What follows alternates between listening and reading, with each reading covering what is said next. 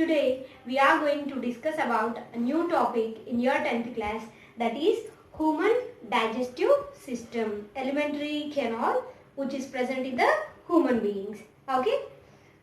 Today in the human digestive system, it is a long tube-like structure which is having different parts. Okay, what are the different parts? If you see here, the human digestive system, which we are calling as alimentary canal, it starts with mouth and ends at anus. It is a long tube-like structure which is associated with various parts. What are that various parts? Here I already told you it starts with mouth and ends at anus. What are the different parts we will discuss now? Mouth. In the mouth itself it contains teeth, tongue and salivary glands. Later it just connected to the esophagus. What is this tube-like structure? Esophagus. And this esophagus connected to a bag-like structure called as stomach. What is this? Stomach. And this stomach is also associated with some glands like pancreas, liver, gallbladder. Okay. And this stomach later connects to the small intestine. And this small intestine connected to the large intestine. Finally, it connected to the rectum and ends at anus. These are the various parts present in the human digestive system. The digestion process takes place in these parts only. Okay, what are that parts? Once again, mouth. In the mouth, teeth, tongue, salivary glands, esophagus, stomach. What is this? Liver, gallbladder, pancreas, small intestine, large intestine, rectum and then anus. This part we are calling as a small tail-like structure called as appendix. This one is appendix. Okay. If we talk about how the digestion takes place in this alimentary canal, which is also called as gut or a digestive tract. Okay. If we talk about the food, human beings, as we are all human beings, we won't take every day the same variety of food.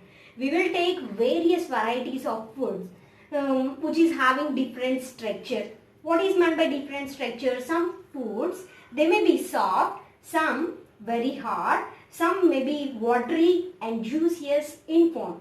Like that, the food, the structure of the food, it may vary from one food item to another food item. Whenever we talk about these food varieties, first we take the food into our mouth through a process called as ingestion. The process of taking food into our body by the help of mouth is called as ingestion. We start the digestion process by the first thing. What is that? Ingestion. We take the food through our mouth.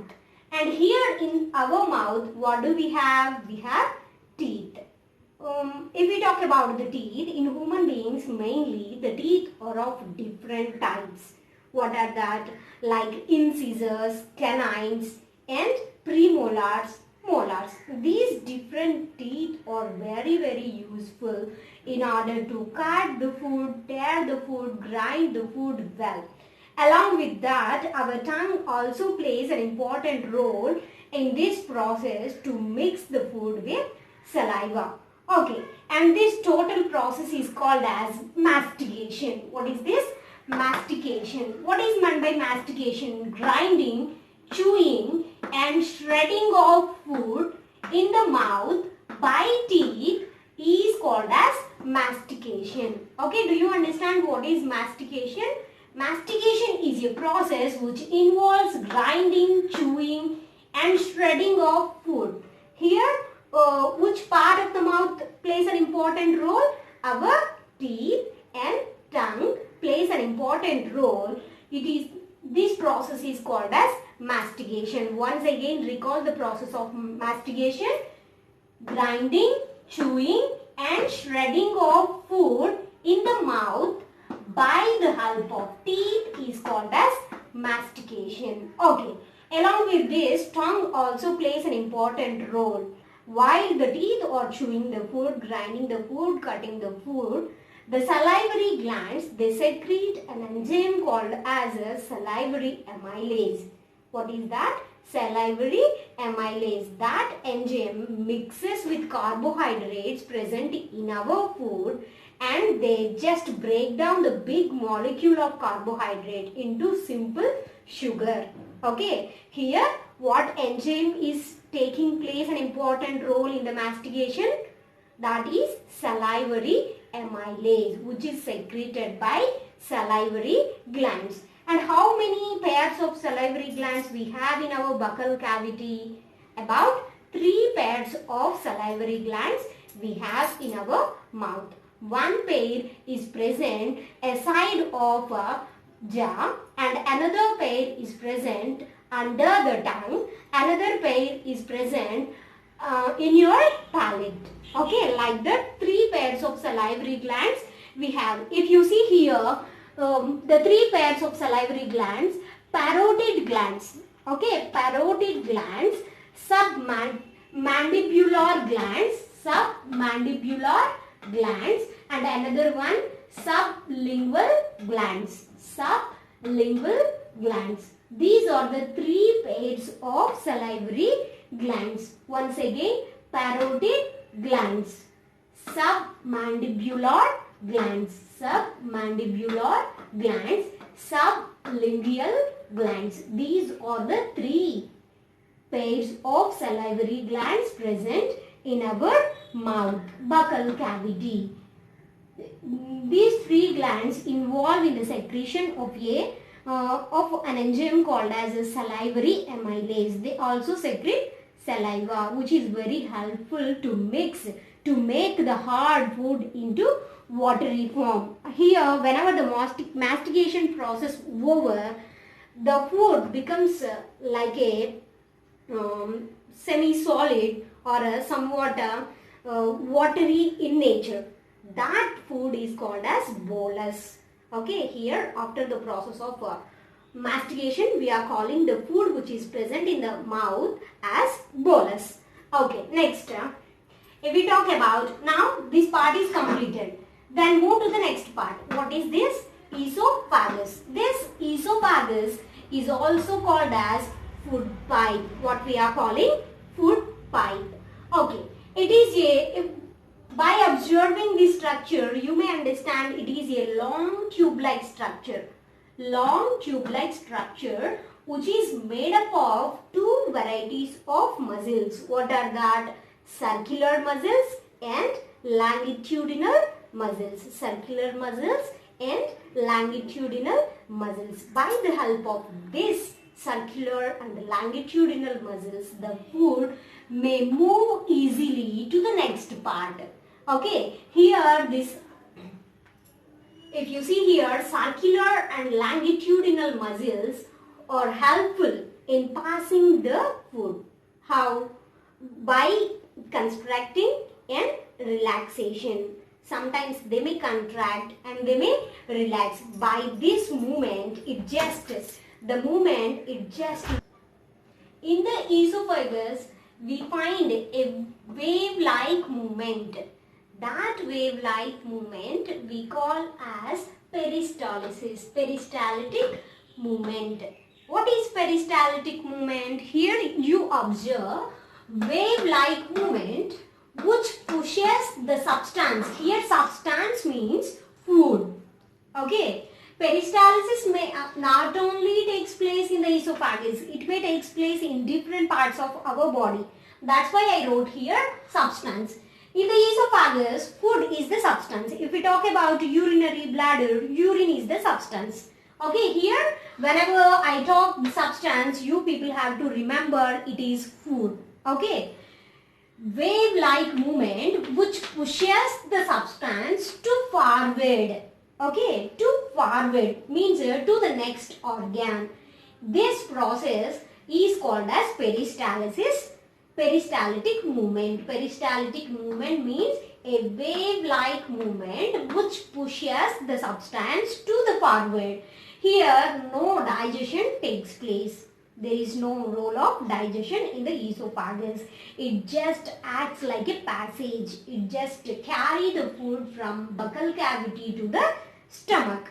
Okay, if we talk about the next part, that is stomach. In the stomach is lined with a membrane called as mucous membrane. The stomach, the walls of the stomach able to get protection by a membrane. What is that membrane? If we talk about membrane, that is mucous membrane. It just lines the wall of the stomach. It gives protection to the stomach from harmful substances, because the walls of the stomach contain a special variety of cells called as oxyntic cells. These cells are able to secrete an acid called as HCl, hydrochloric acid, and this acid have capability to kill the foreign substances like bacteria. Okay. While we are eating the food may contain some harmful foreign particles like bacteria and some microorganisms. They may be killed in the stomach by the help of this HCl, hydrochloric acid. Is produced by the walls of the stomach by a special variety of cells called as oxyntic cells. Okay. And this stomach also associated with some gastric glands. Okay, like in the walls of the stomach also produce an enzyme called as pepsin, and this pepsin is very helpful to convert the proteins into peptones. Okay, what is the role of the pepsin in the stomach? It just converts the proteins into peptones. We talk about HCl, pepsin and mucus present in the stomach. Later, the food, most of the food particles, they may be converted. Two varieties of digestion takes place, two varieties of changes takes place in the stomach. One is physical change, another one is chemical change. What is that physical change? The stomach is able to churn the food. It is able to churn the food. While it is churning, a physical change may takes place to the food, and at the same time, by adding certain enzymes and chemical substances to the food, chemical digestion also takes place in the stomach. Two changes we find, as like mouth. In the mouth also physical change takes place to the food and chemical change also. How? While we are chewing the food, grinding the food, the physical structure of the food may change. How it change? Once you people imagine, if you take an apple, it is not very hard, but it is hard. While we are chewing, it just change its structure. That is physical change. Whenever the salivary amylase mixes with that food, chemical change also takes place in the mouth. In the same manner, in stomach also we find both chemical digestion and physical digestion. Okay, later the food passes. Here the food partially digested in the stomach, not fully. Partial digestion of food takes place in the stomach. Okay, and here in the mouth we are calling the food as bolus. Whenever it reaches to the stomach, the nature of the food changes into acidic. That acidic nature of food is called as chyme. Then what is chyme? Here see once, chyme. A thick semi-fluid. It is a thick semi-fluid mass of partially digested food. Semi-fluid mass of partially digested means half digested food. And digestive secretions. The walls of the stomach, they may produce certain secretions. By mixing with it, the food present here may convert into chyme. It is a thick semi-fluid mass of partially digested food and digestive secretions. And this, at the end of the stomach, it contains a sphincter, or also called as valve. That valve has a special name called as pyloric valve. And by the help of here, the pyloric valve is present. This pyloric valve able to send the food in smaller quantities. For example, here the food is present. It may enter into the small intestine. It may enter into the small intestine by the help of pyloric valve. It only allows the partially digested food in smaller quantities at a time. Only smaller quantities of food allowed into the small intestine. After completion of digestion in the stomach, the partially digested food enters into the small intestine. In the small intestine, the glands which are associated with the stomach, they may secrete their secretions into small intestine, like liver. Liver, it secretes bile juice. Okay. This bile is one of the specific juice which may secrete into small intestine, and the speciality of bile juice is it won't contain any enzymes. No enzymes are there in the bile. Remaining all intestinal juice and remaining all varieties of pancreatic juice, they may contain enzymes.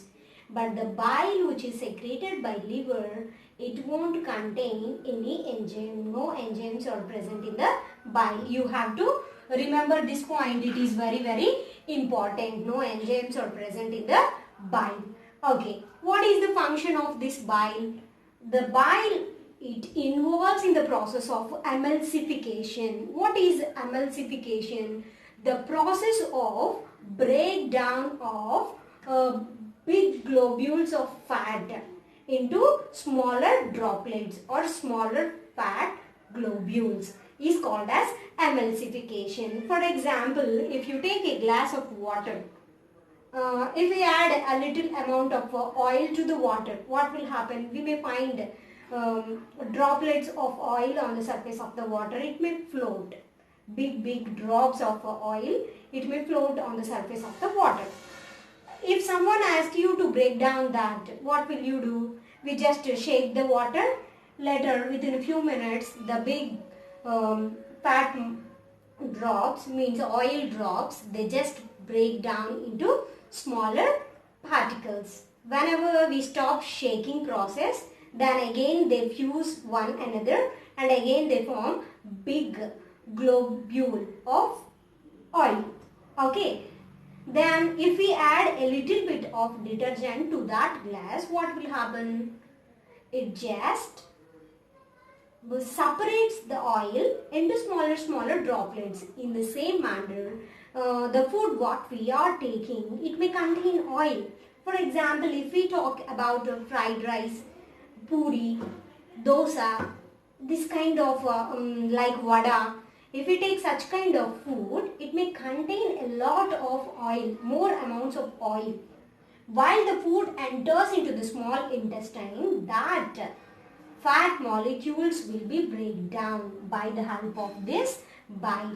The process of breaking down of big molecule of fat into smaller droplets is called as emulsification. It is done by the help of bile. Next, the pancreas is also associated with the stomach, and it may release its secretion into small intestine in the form of pancreatic juice. The pancreatic juice, it contains two varieties of enzymes. What are that? Trypsin and lipase. Trypsin and lipase. Some people also call this one as lipase. Okay, trypsin. What is the function of trypsin? It just converts the proteins into peptones. Proteins into peptones. Who is converting the proteins into peptones? Trypsin. What kind of juice it is? It is present in the pancreatic juice. And lipase, it just converts the fat into fatty acids and glycerol. The lipase, by the name itself indicating that lipids means fats. Okay, lipase, it acts on fats and it just convert that fats into fatty acids and glycerol. If we talk about another secretion, the intestine, the walls of the intestine itself, it secreted intestinal juice. And this intestinal juice, it secretes two kinds of enzymes. What are that? Peptidases. One is peptidases. Another one is sucrase. Along with this one also able to produce amylase. Okay, amylase. How like the salivary glands produce salivary amylase, in the same manner, further digestion of carbohydrate takes place in the small intestine by the help of enzyme called as amylase. What is the function of this peptidases? This peptidases able to convert the peptidases converts the peptides into amino acids. Peptides into amino acids. What is the function of sucrase? It just acts on cane sugar. The sugary substances what we are taking, it just acts on that and converts into glucose. And amylase, what it is doing, it just acts on carbohydrate and converts that carbohydrate into maltose. Okay. That conversion may take place in the mouth as well as in the small intestine. Okay.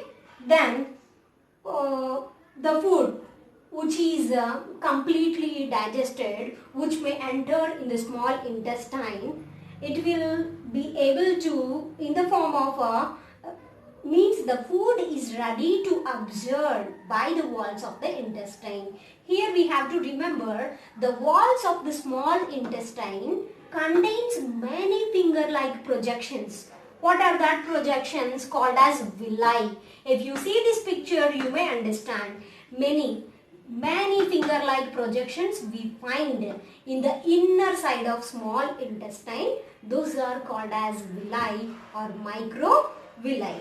And this microvilli is made up of, internally it is containing blood capillaries or blood vessels, along with that lymph vessels. By using this finger-like projections, what is the function of this villi? It is able to absorb the completely digested food, and it supplies that food, it mixes that food into the bloodstream. Then blood carry all the nutrients to different parts, each and every cell of our body. Like this, digestion takes place in our body, in human beings' body. Then what about the undigested food? Here, digestion is completed in the small intestine. Then what happens to the undigested food? That undigested food enters into the large intestine. The large intestine also able to absorb the water present in the undigested food. Whenever the undigested food, the waste material of our body enter into the large intestine, it also contains some nutrients and some water, little amount of water that will be taken by the walls of the large intestine, and little amount of nutrients will also taken by the walls of the large intestine, and remaining the waste will be expelled out, throw away out of our body. That process, the process of making the waste material to be go out, is called as a defecation or ejection. Okay, ejection or defecation means the process of removal of waste material by the help of large intestine. What is the function of large intestine? To remove the undigested part of our food. Okay, that process is called as defecation. The process of removal of waste material from our body is called as defecation. Totally, in the nutrition of a human being, many processes involves. Then here we have to know what is digestion. How many types of digestion takes place in the human being body? Digestion, the process of breakdown of complex substances into simple ones by the help of many enzymes, is called as digestion. The process of breaking down of complex substances into simple form or simple ones by the help of enzymes is called as digestion. In the human beings, the digestion takes place in two ways. What are that? Chemical digestion and mechanical digestion. If you see here, first process is ingestion. I already told you the process of taking food into our body by the help of the mouth is called as ingestion. Then digestion is of two types. What are that? Mechanical digestion and chemical digestion. What is mechanical digestion? It involves the physical movement. The physical movement, that physical movement may break down the complex substances into simple ones. For example, mastication process. Here, by the help of our teeth and tongue, we are making a change in the physical appearance of the food. That is called as mechanical digestion. The process of breakdown of food into smaller particles by physical movement is called as mechanical digestion. What is chemical digestion? Here, breakdown of food takes place by the help of many enzymes or intestinal secretions or any kind of juices produced by our alimentary canal. Okay, the process of breakdown of food takes place by the help of many chemical substances like enzymes. Then it is called as chemical digestion. Then the next process, what is that? Absorption. Here, the process of absorbing food in the form of nutrients.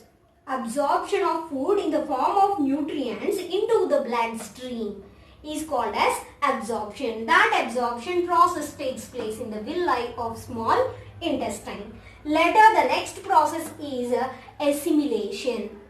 Okay, assimilation means distribution of the nutrients present in the bloodstream to each and every cell present in our body is called as assimilation. Is nothing but distribution of nutrients to each and every part of our body. Then the last one is defecation. What is the defecation? The process of removal of waste material from our body by the help of large intestine through a part called as anus is called as defecation. This defecation process is also called as egestion. This is a brief discussion on nutrition in human beings. Like this, digestion takes place in our body in a complex manner. As we are multicellular animals, many organs involved in the digestion process. Thank you for watching.